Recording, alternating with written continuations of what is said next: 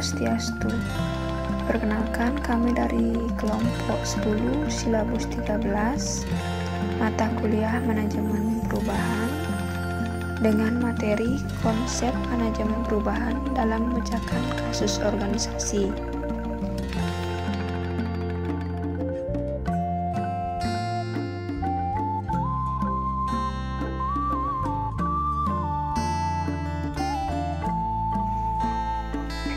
Adapun anggota dari kelompok 10 yaitu yang pertama Desa Kadek Rista Ayuningsih, yang kedua Igede Hanggi Wirnata, yang ketiga saya sendiri Nimade Juli Darwini dengan dosen pengampu Nimade Satya Utami SEMM.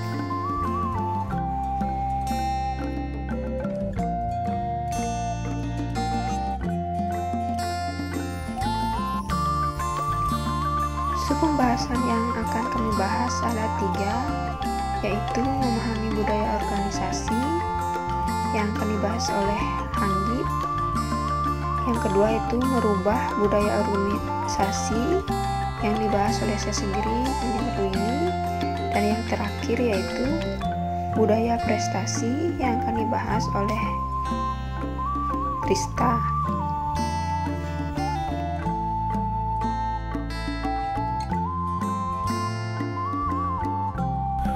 Di sini saya Igede Hanggi Wirnata akan menjelaskan tentang memahami budaya organisasi.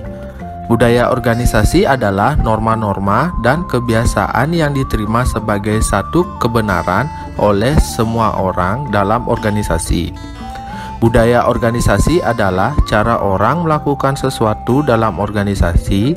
Budaya organisasi merupakan satuan norma yang terdiri dari keyakinan, sikap, core value, dan pola perilaku yang dilakukan orang dalam organisasi. Keyakinan bersama, core value, dan pola perilaku yang mempengaruhi kinerja organisasi.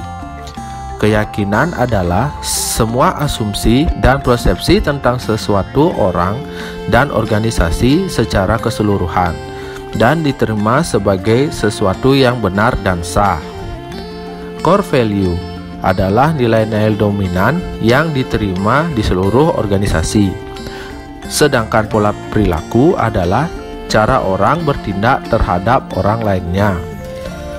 Dan organisasi dengan keyakinan atas potensi orang dan core value atas penghargaan akan mempunyai pola perilaku yang diinginkan dalam memperlakukan orang lain.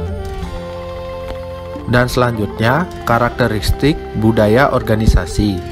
Budaya organisasi menunjukkan sesuatu karakteristik tertentu. Ada 10 karakteristik budaya organisasi antara lain sebagai berikut. Yang pertama, individual inisiatif, yaitu tingkat tanggung jawab, kebebasan, dan kemerdekaan yang dimiliki individu. Dan yang kedua, risk toleran, yaitu suatu tingkatan di mana pekerja didorong mengambil resiko menjadi agresif dan inovatif. Yang ketiga, direction, yaitu kemampuan organisasi menciptakan tujuan yang jelas dan menetapkan harapan kerja. Dan yang keempat, integration, yaitu tingkat di mana unit dalam organisasi didorong untuk beroperasi dengan cara terkoordinasi. Dan yang kelima, manajemen support, yaitu tingkat di mana manajer mengusahakan komunikasi yang jelas, bantuan dan dukungan pada bawahannya. Dan yang keenam, kontrol, yaitu jumlah aturan dan pengawasan langsung yang dipergunakan untuk melihat dan mengawasi perilaku pekerja. Dan yang ketujuh, identity, yaitu tingkat di mana anggota mengidentifikasi bersama organisasi secara keseluruhan daripada dengan kelompok pekerja atau bidang keahlian profesional tertentu.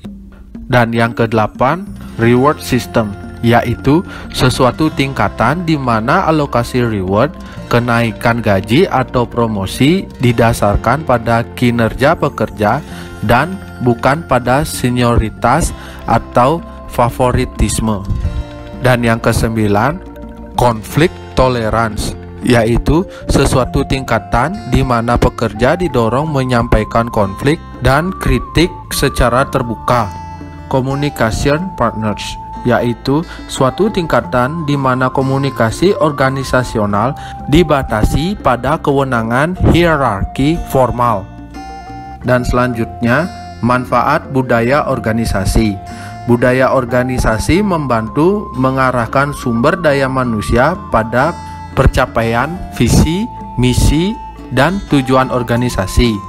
Di samping itu, budaya organisasi akan meningkatkan kekelompokan tim atau berbagai departemen, divisi atau unit dalam organisasi sehingga mampu menjadi perekat yang mengikat orang dalam organisasi bersama.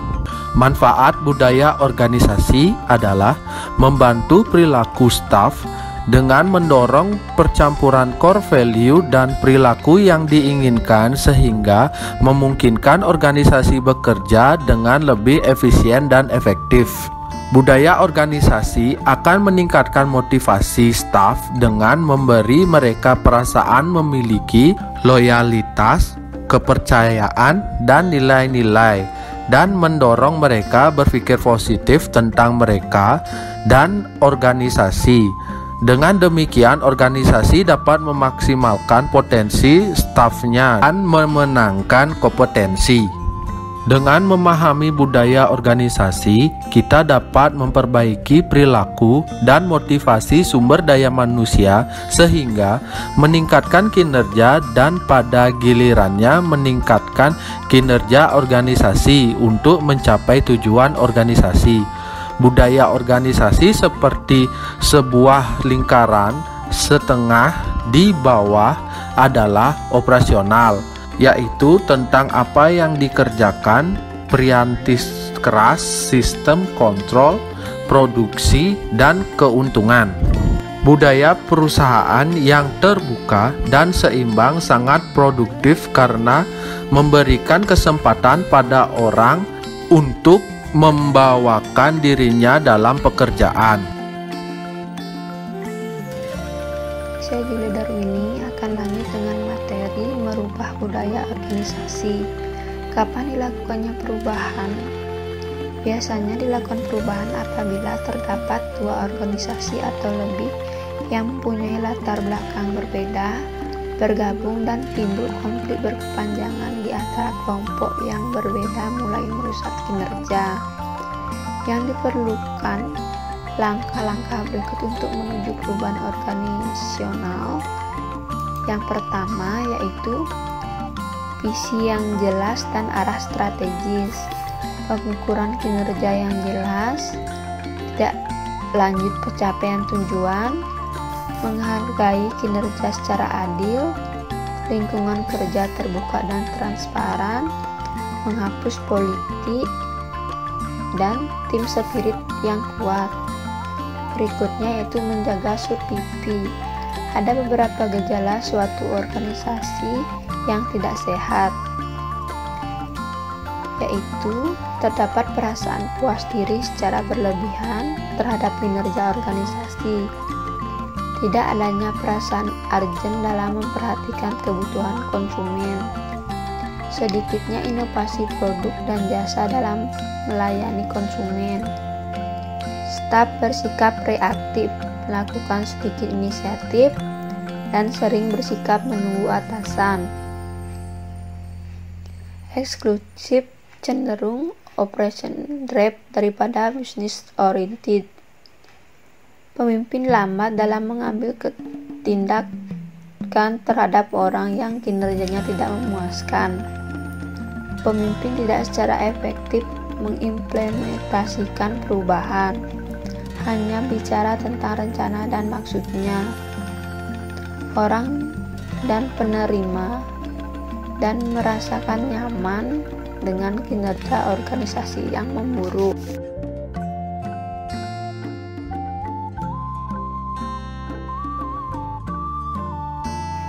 Berikutnya yaitu memperbaiki budaya bisnis. Apabila ingin melakukan perubahan,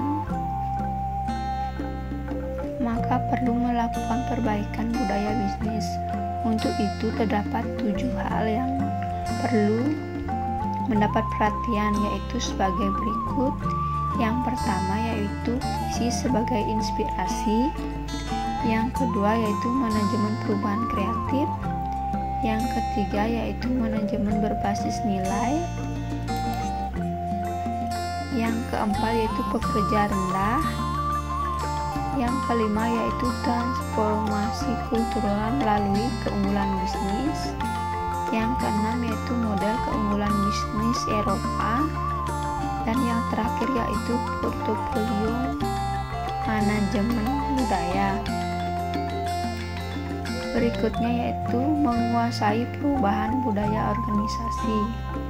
Banyak aspek dan pelajaran dapat diperoleh dari usaha perubahan budaya organisasi. Di antaranya sebagai berikut, yaitu yang pertama, perubahan budaya organisasi yang efektif harus dimulai dengan perubahan pola pikir. Yang kedua yaitu organisasi yang sukses mempunyai budaya organisasi yang sejalan dengan visi, misi strategis, tujuan dan lingkungan. Yang ketiga yaitu untuk mencapai kredibilitas dan memperoleh komitmen orang, kebijakan, prosedur dan praktek harus konsisten dengan budaya baru. Berikutnya, untuk mendapatkan kembali budaya organisasi yang baik, diperlukan rasional yang kuat. Terus, untuk memastikan terjadinya asimilasi budaya di seluruh organisasi, program perubahan budaya harus memanfaatkan berbagai mekanisme transmisi budaya. Berikutnya, untuk mencapai perubahan budaya yang mendalam dan berkelanjutan, diperlukan pendekatan partisipasi. Berikutnya, komitmen dari pimpinan puncak adalah sangat penting untuk keberhasilan perubahan budaya.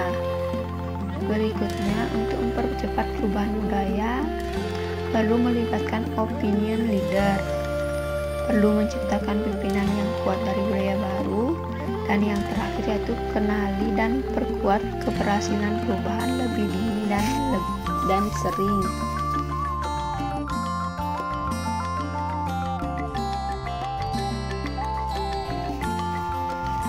Baik, materi terakhir untuk merubah budaya organisasi yaitu kunci transformasi kultural. Pada dasarnya merupakan transformasi kultural harus dilakukan karena adanya perubahan tujuan organisasi ke depan akan lebih memfokuskan pada pelanggan dan hasil. Langkah yang diperlukan untuk melakukan transformasi kultural yaitu yang pertama, mengamati beberapa kecenderungan lingkungan yang akan mempunyai dampak terbesar pada organisasi di masa depan. Yang kedua, mempertimbangkan implikasi dan kecenderungan tersebut. Yang ketiga, meninjau kembali misi dan menyempurnakan. Yang keempat, sistem manajemen yang fleksibel dan cair yang melepaskan energi orang.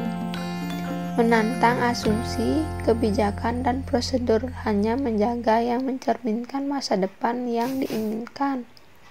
Berikutnya, mengomunikasikan beberapa pesan yang memaksa, yang memobilisasi orang sekitar misi, tujuan, dan nilai-nilai.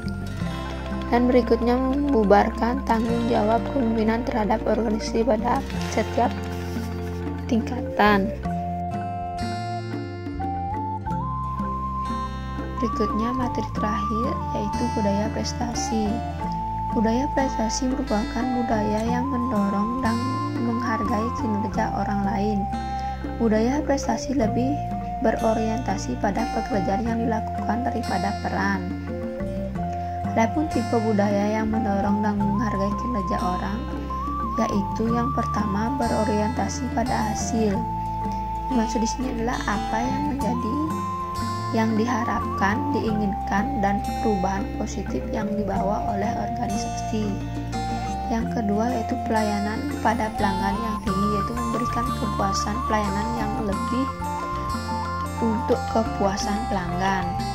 Sedangkan inovasi di mana suatu kreatif atau daya cipta dan inisiatif kuat dapat menghasilkan sesuatu yang secara materi jauh lebih baik daripada penemuan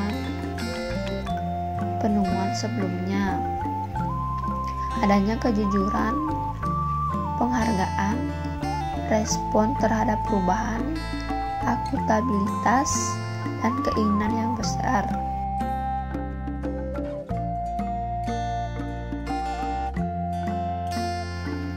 Baik, sekian presentasi dari kelompok kami.